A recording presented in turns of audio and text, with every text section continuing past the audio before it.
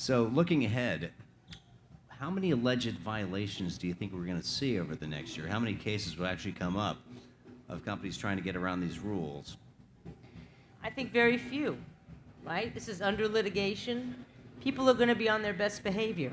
And the fact of the matter was, when the 2010 rules were in place for almost 4 years, there were very few violations or allegations of violations. What did happen was we got dozens of complaints that had to do with interconnection, right? So people's Netflix was loading slowly, and Netflix was fighting with both Comcast and Verizon Fios, and that's one of the reasons why our new rules now include traffic exchange between networks, because that turned out to be the problem. But I anticipate that, particularly given that this, look, if we lose, which I do not believe we will, we could be at this again, that everybody's going to be on their best behavior. So I'm sure there'll be some allegations and informal complaints, but I think the companies are really not going to test, not going to push the envelope. Now, they may on some of the things that we didn't flat out ban, right? So things like zero rating, sponsored data, we didn't flat out ban those. We said that you can bring a complaint. So there may be some testing, but I think that companies are going to be pretty mellow and not try to push the envelope too much. And Rob, I was just going to agree with Gigi. I don't think on the bright line rules of no paid prioritization, blocking, throttling, those types of clear rules, I don't think that you'll see many abuses or problems. And one reason that they'll be on their best behavior is that they have mergers before the FCC as well. So whether it's Comcast, Time Warner, AT&T Direct. So all of those reasons will have a deterrent effect. But I do want to commend the FCC for extending the FCC authority to the point of interconnection. As Gigi just talked about, the battle has just begun. But many of the battles are going from the end user last mile to now the point of interconnection. And so the John Oliver skit, the buffering that you might see that go round and round, and as you're trying to either, yeah. So if you're trying to access Comcast, it goes directly, and if you're trying to get your Netflix, it is very slow.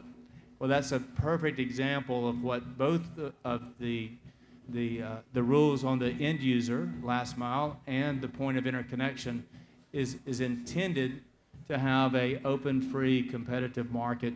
And the interconnection issues will be the next battlefield, I think, of making sure that we do have over-the-top streaming, all options, both in the business market and the residential market, and not have a bottleneck gatekeeper at the point of interconnection that would be a barrier to many of the things that we want as we access the internet. And let me sort of flip that question around. Had the FCC, had history taken a different course, how many of these offenses would we be complaining about and complaining that the FCC couldn't do anything about if the regulations that were on the table a year ago were the ones we wound up with? So maybe 3 days after the Verizon decision last January, when the FCC's previous net neutrality rules were thrown out. So there were about 3 days that passed without any net neutrality rules. And one of my friends, who's a lawyer for a San Francisco tech company, called me and let me know that they'd already gotten an outreach from a big telecom company with a new innovative pricing plan that they were just, wanted to discuss with them. So they were ready to pounce on the idea of being able to cut deals with some tech companies versus others to sort of move higher up the stack. So I think there would be a lot, there would be no complaints because there'd be no rules, but there would have been a lot of violations. And what the carriers kind of want to do is just find a little loophole. Like, we'll try to figure out a way to throttle Netflix within this part of the network, not that part of the network, and hope that it's legal. Or we won't create fast lanes or slow lanes, but we'll sell you a bucket of data, and then we'll let some of the data not count. We'll have, Facebook or someone pay us to be exempt from the data cap.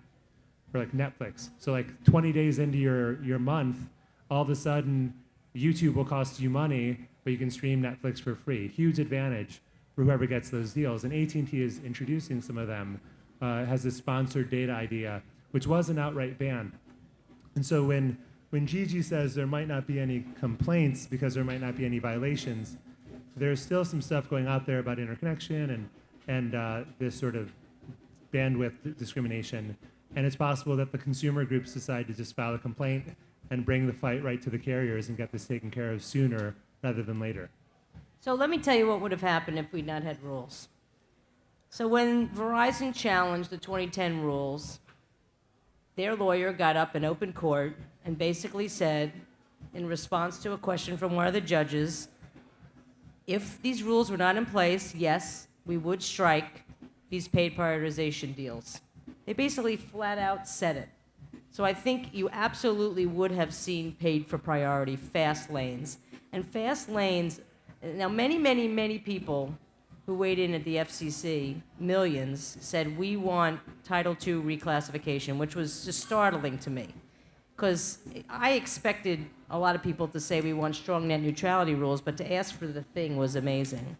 But even those folks that didn't ask for Title II reclassification, they said no fast lanes. That was the thing that was just, people were united around. And that would have been the thing, in my mind, that the ISPs absolutely would have engaged in had we not had rules. So from my perspective, when we talk about fast lanes, it sounds like a nice thing, right? It's a shakedown. I think I almost afraid that fast lane kind of whitewashes what they actually want to do. It's a shakedown. It's the difference between the fast lane and the slow lane will be the difference between functioning and not functioning. It's not the fast lane and the regular lane. It's the, oh, you want it to work or what? So I just want to say that.